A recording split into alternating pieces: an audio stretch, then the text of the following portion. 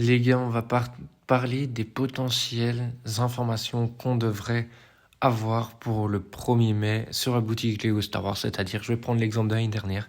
L'année dernière, on avait eu le transport des troupes de la Fédération pour 160 euros d'achat.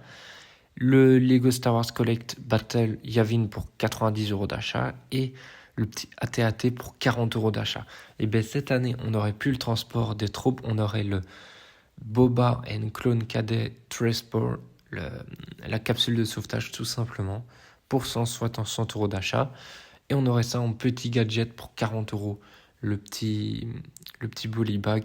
Par contre, pour la pièce, je n'en sais rien. Donc là, c'était l'année dernière, tous les points étaient doublés sur les sets qui venaient de sortir. Donc on va regarder bien précisément quels sets sortiront en mai.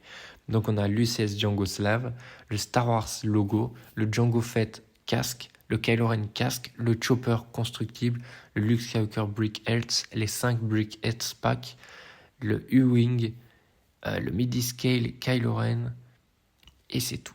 Donc on aurait tout ça les gars, et tout ça serait doublé. Donc si vous prenez un UCS Django Slave One qui est à 2500 points Insider, vous recevrez 5000 points Insider. Et ça, c'était les sets qu'on recevait des bons d'achat dessus. Donc là, par exemple, X-Wing est à 240 et vous aviez 50 euros de ristourne, soit 190 euros.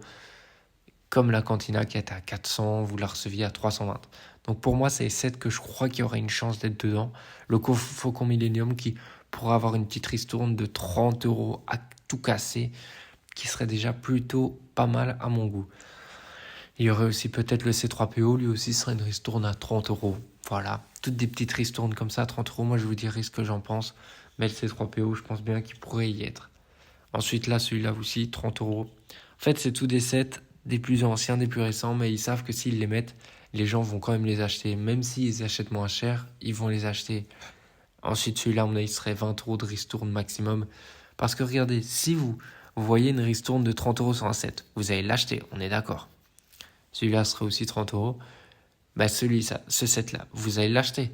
Tandis qu'à la base, vous vous êtes pas dit je vais l'acheter, donc vous l'achetiez pas. Tandis que là, vous allez l'acheter moins cher, mais vous l'achetez.